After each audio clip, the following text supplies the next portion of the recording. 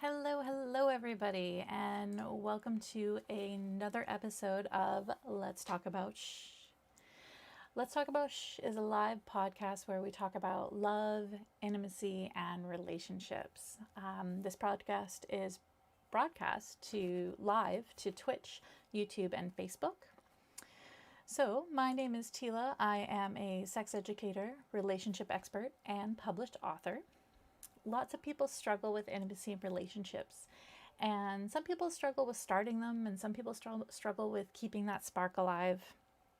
And people turn to me because I'm able to coach them not only into finding that relationship that they've always wanted, but also how to keep that passion alive and how to keep having the best sex of their lives, now and 40 years from now. Okay, now for those of you who are joining us for the first time, as I mentioned, this is a live podcast, so your comments and your thoughts are completely welcome. The comments, we've no more tech issues today. We got them all sorted out. So the comments should be popping up in the video feed, and we will open up the phone line, so in case anybody wants to call in. So I'd like to invite you to comment or call in with your questions, your thoughts, your success tips, your stories. It's important to acknowledge that there's no such thing as a stupid question. Lots of people haven't had the benefit of having good sex ed, and this is a safe space for people to ask questions. So in support of that, I would like to ask everybody to please be supportive of each other and to people calling in. Comment to encourage, comment to inspire, comment to have fun, but don't comment to tear someone else down. So far, we've been really good with that, and I'd like to thank every single person who's tuned in and has been positive with their comments and engaging with their comments. It's awesome. So opening up the phone lines now. Hey, Amanda. If you want to call in with a comment or question, please do. I also want to point out that if you have a question that isn't related to what we're discussing today, you can still call in. Callers are our number one priority for this podcast. So if you want to call in about something other than what we're discussing, please do. We can always go back to the topic. We can always revisit the topic on another day. The important part is that you get the information for what your question is or whatever you wanted to ask or say.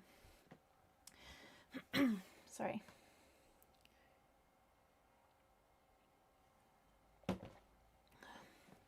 So today we are continuing with our theme this week of improving our sex lives and getting the most out of our intimate time.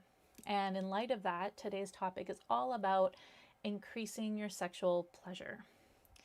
So who wants to have the best sex of their life? Most of us are going to say yes to that. But unfortunately, a lot of people are at a loss as to actually how they can get that. How can they increase their sexual pleasure? So there's a couple of things that usually hold people back. And what often tends to hold people back is a lack of knowledge. So, when we want to learn how to do something well, we will learn about it. We'll take time to learn about it. So that could be taking classes or buying a course or picking up a book. And lots of people do this for other areas of our lives, but not a lot of people think about doing it for intimacy and sex.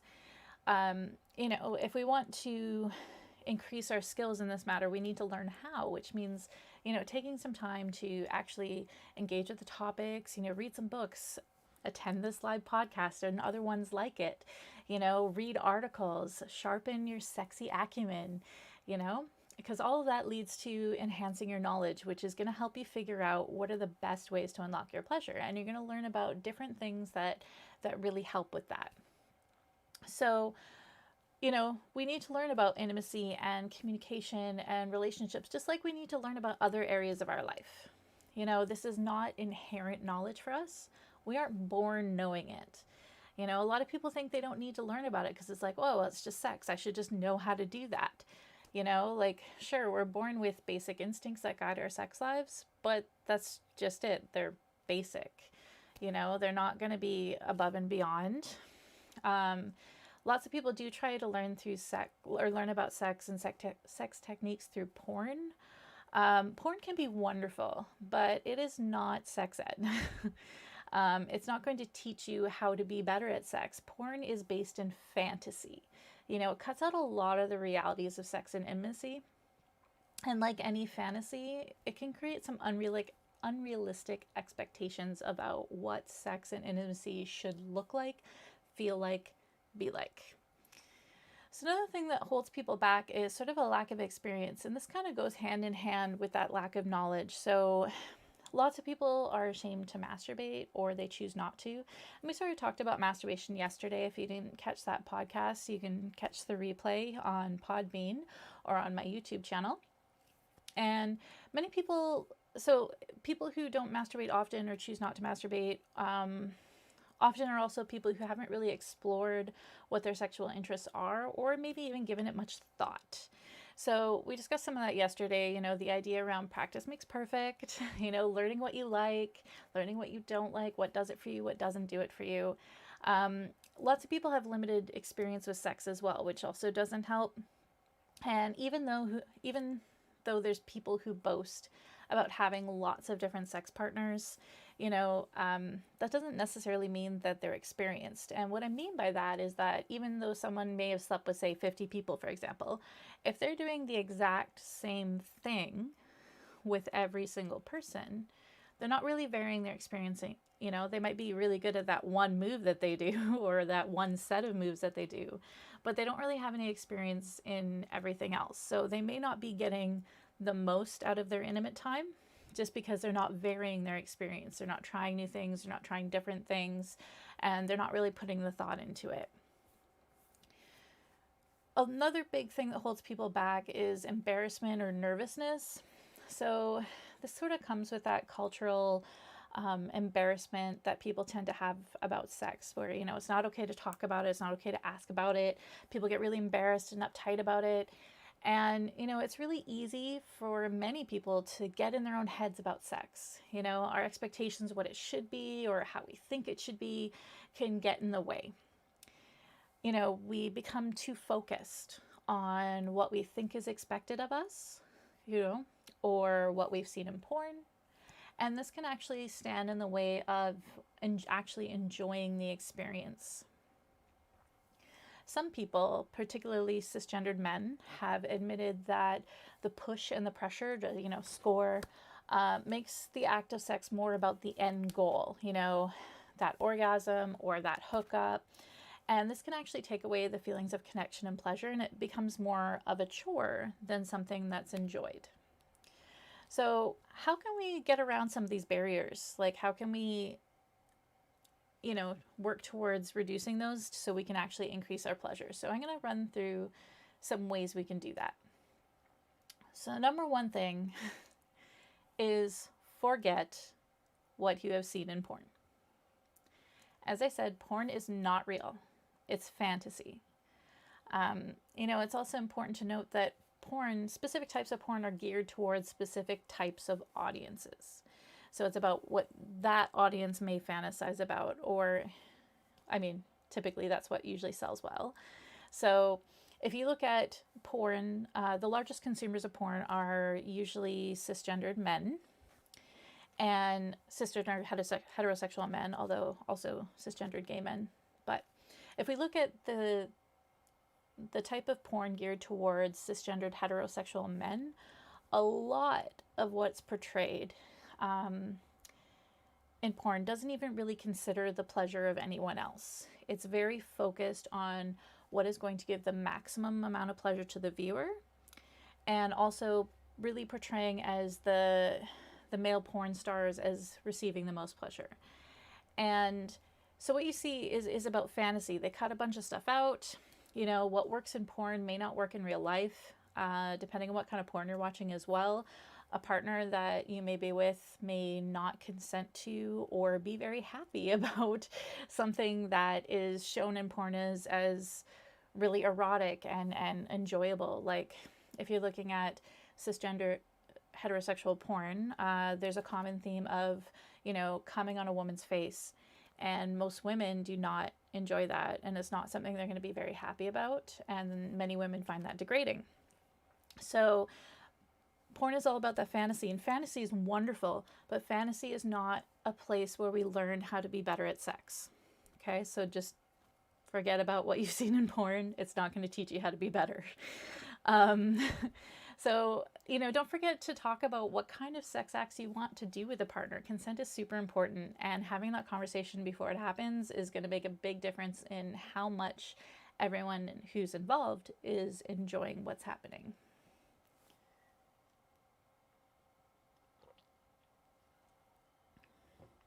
How are we doing so far? Everybody still with me?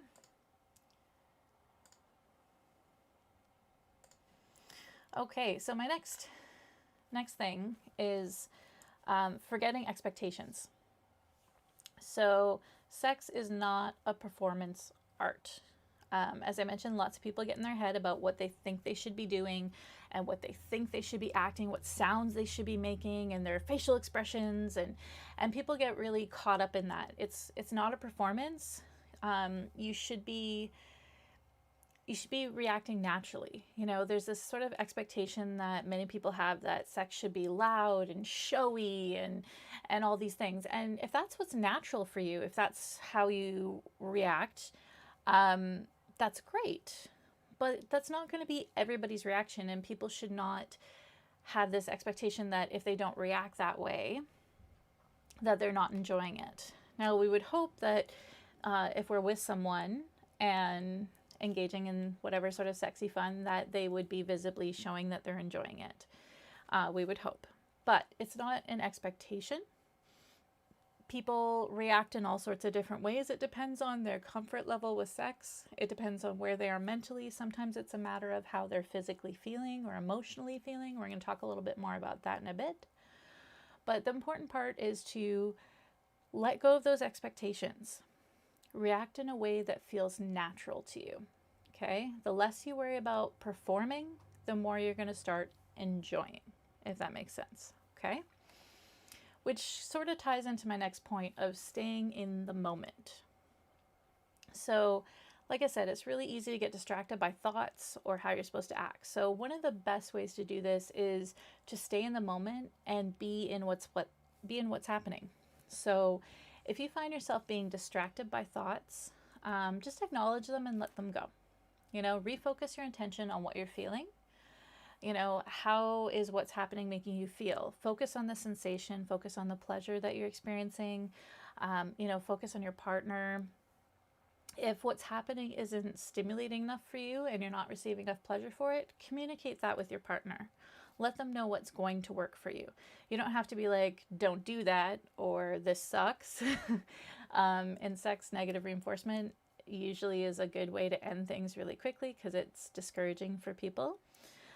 So you can say certain things like, let's try this instead, or I would really love it if you did this, or can we try this position? Try to keep it nice and positive, leave negative connotations at the door when you're engaging with somebody. Making eye contact is a pretty big one. So some people don't like eye contact. They find it really uncomfortable. If that's how you feel about it, you might want to do a little bit of introspection to figure out, why is that eye contact uncomfortable? Is it just uncomfortable with this person? Is it uncomfortable in general? What would make eye contact a little bit more comfortable for you? The reason eye contact is important is because it's very grounding. So making eye contact with your partner can actually increase your sense of connection with them. It makes the experience about the mutual pleasure that you feel and less about your experience and their experience, or your experience or their experience. Lots of people tend to want to close their eyes during orgasm or disengage. They look away, they cover their head with a pillow, they do all sorts of things. But maintaining eye contact with your partner can actually help your partner experience the pleasure with you, and you can engage in their pleasure as well. So it's really about that emotional connection, because it taps into that emotional feeling, and that can actually stimulate us on a very different level. And it pairs really nicely with the physical sensations that we're feeling. So we become more emotionally engaged in the physical intimacy, And that can create deeper feelings. It can create a higher sense of intensity of sex. And it can make it feel just more intense and more fulfilling. And there's a reason why numerous traditions, including things like the Kama Sutra, have placed an emphasis on positions where you can maintain eye contact during intercourse. So this is a good one. Another important thing is don't rush it, okay? So pleasure can take time to build. Some people say, anticipation is a whole piece of it. Foreplay is super important. On average, it can take up to 20 minutes for vulva people to achieve orgasm. So don't rush foreplay. Don't rush intercourse. Just going to stop for a comment here for a second. So Amanda is saying, on my online relationship back, we discussed doing a video chat. But my question is, how can I help make that moment intimate, seeing as we are long distance? Long distance intimacy is always challenging. Things like phone and internet sex is challenging. That's where, mutual masturbation really comes in handy. Particularly if you're doing a live, or not live, but, a video call, that can be really, really helpful. Even if you're not showing the actual playing with your genitals, but just your face during that time, your face during orgasm, and try to, keep connected. I know it's a little bit harder when you're not with that person, but try and keep that eye connection through the camera, because you're going to, once again, connect a little bit more on that emotional level, which is going to create that sense of connection that you're not getting in the physical sense, if that makes sense. Also, getting really comfortable with dirty talk is another good one for people in long distance relationships. And just being open with fantasies, talking about different fantasies can help. Role-playing different fantasies through an online chat can help. There's all sorts of ways to make that sense of intimacy happen when you're long distance. It's really about having really solid communication. And the better communication you can have with your partner, the more connected you're actually going to feel to them, because all that connection that you're feeling is going to have to be brought by more of that emotional level, because the physical level, you're separated. Although things like mutual masturbation or masturbating when you're speaking to them can give that physical sense of intimacy and trigger those endorphins that are going to help that emotional connection. Does that make sense? Answer your question?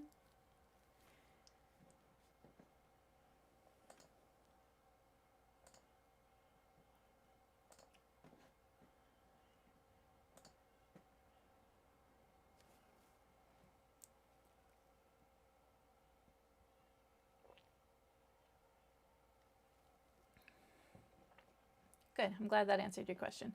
If I think of anything else, I will let you know, but I would definitely start there. So it's important not to rush it.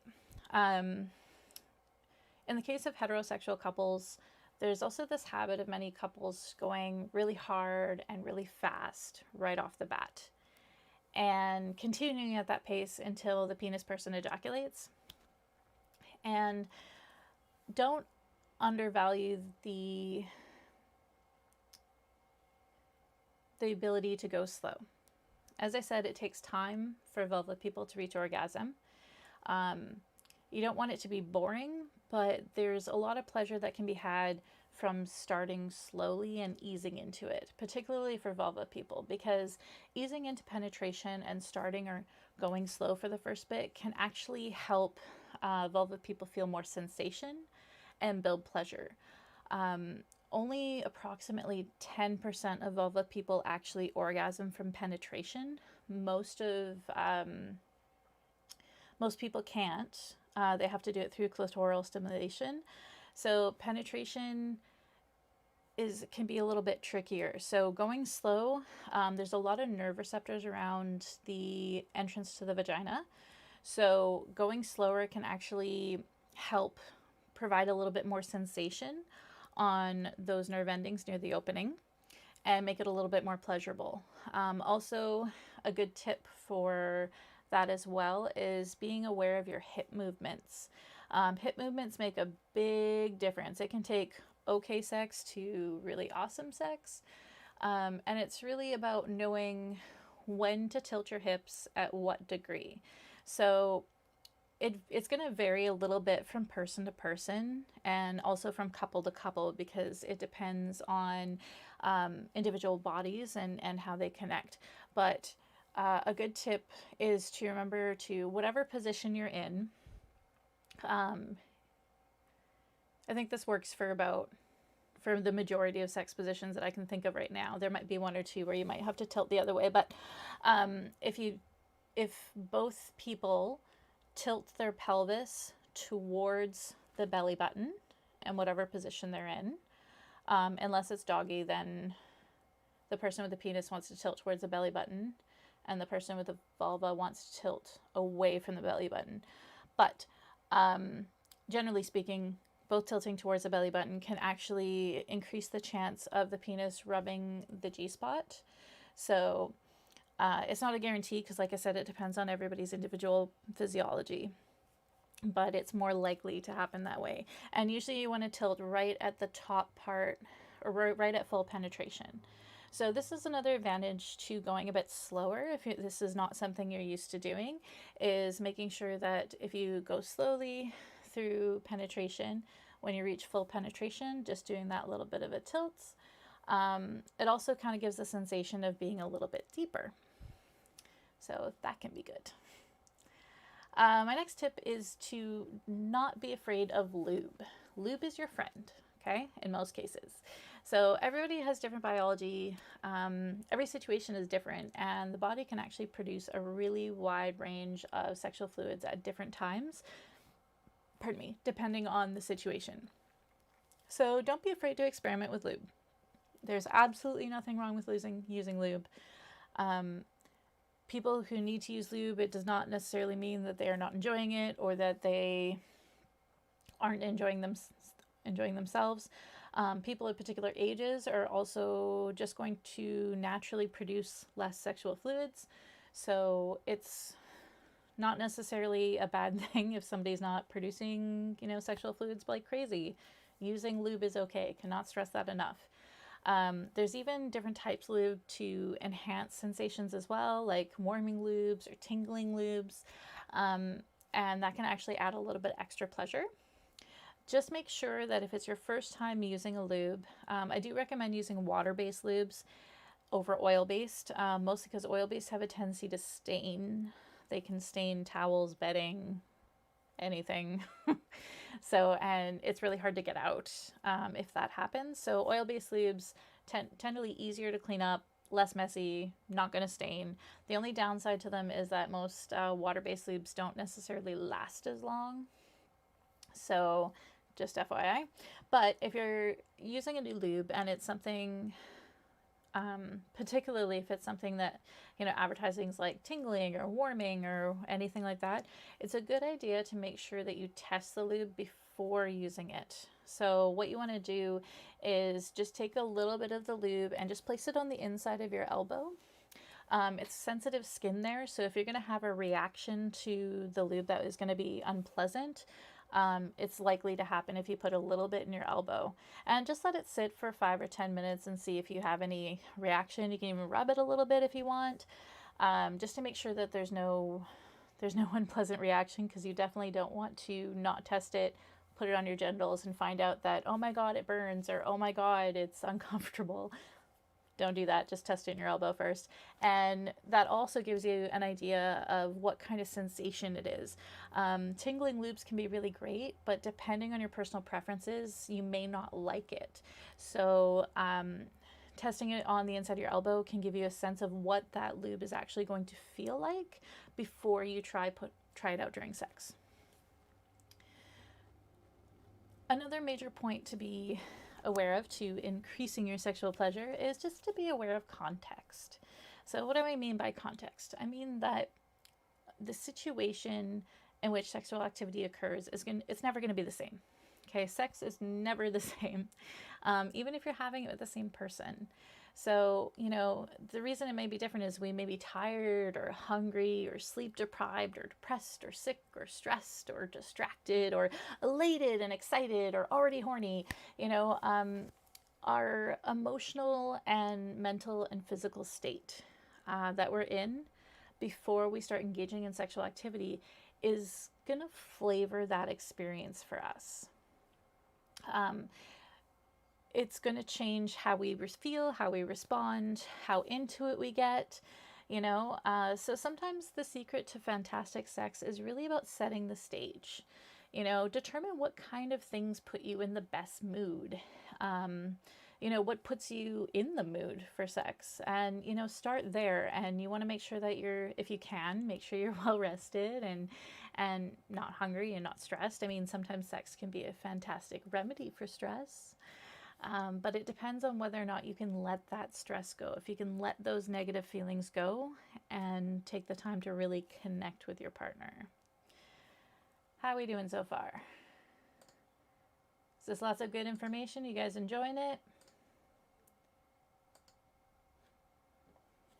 Getting lots of sex tips? Because that's what we are all about this week, is the sex tips. I'm really excited about tomorrow. Tomorrow we're going to talk about oral sex and how to have amazing oral sex and things that you can do to have better oral sex. Very excited. But any thoughts, or anybody want to share a tip of their own? Do you have a tip for increasing your sexual pleasure?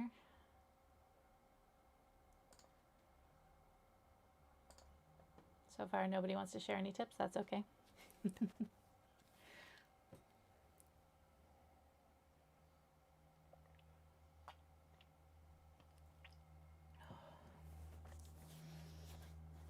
Just going to give you another moment.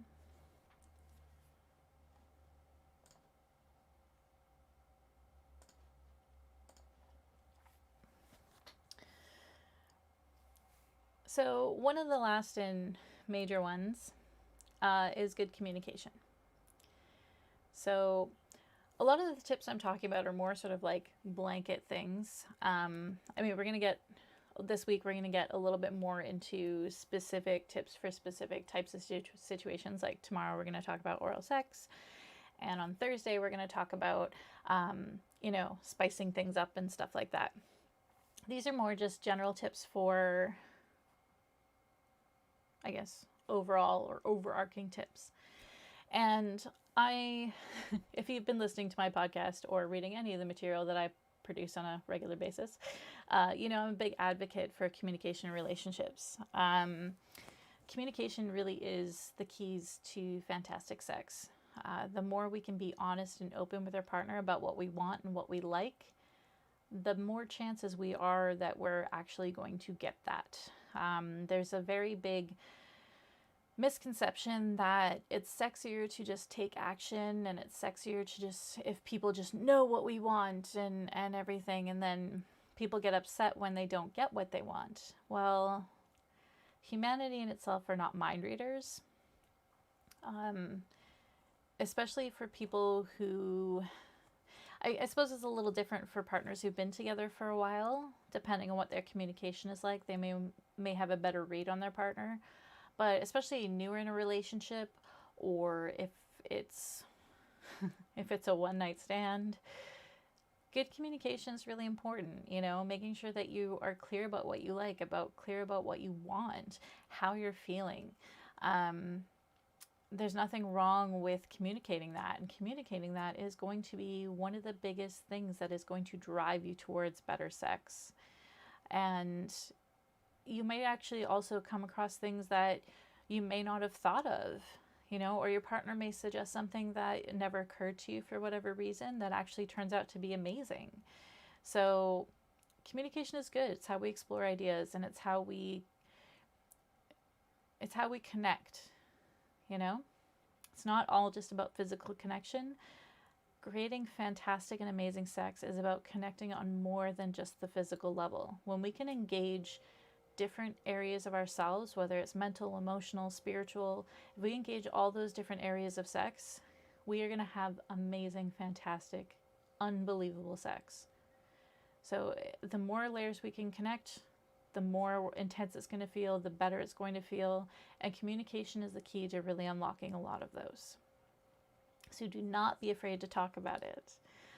Do not be afraid to bring up the conversation with a lover or a potential lover. I think that's sort of all I wanted to say for today. If anybody has any thoughts or tips that they want to share.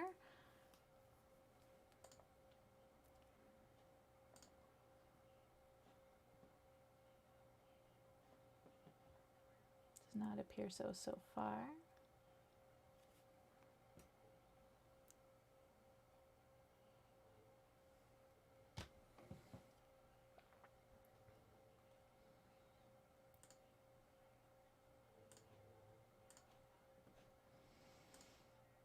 Okay, moving into final thoughts then. So, our next episode is tomorrow, June 10th at 8 p.m. Pacific Time, 11 p.m. Eastern. And as I mentioned, we will be talking about oral sex and oral sex tips and how to get the most out of your oral sex and what kind of things you can do to increase your oral sex skills, which is very exciting. And anybody who's looking for more, please check out my website, exploresextalk.com. There's lots of articles and tips and advice and craziness and awesomeness on there.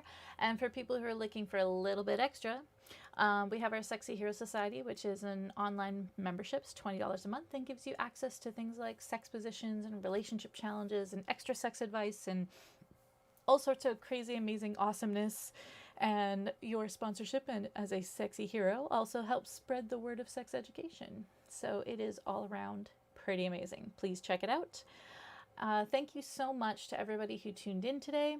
I please ask you to share this podcast, share it with people you know, help other people have amazing sex too, engage in that conversation, practice those conversational skills and encourage other people to do it too. Also, if you find this podcast valuable, like I said, please please share, please comment, please subscribe. Give some value to get some value, okay? So thank you guys so much. I will see you all tomorrow and have a lovely night.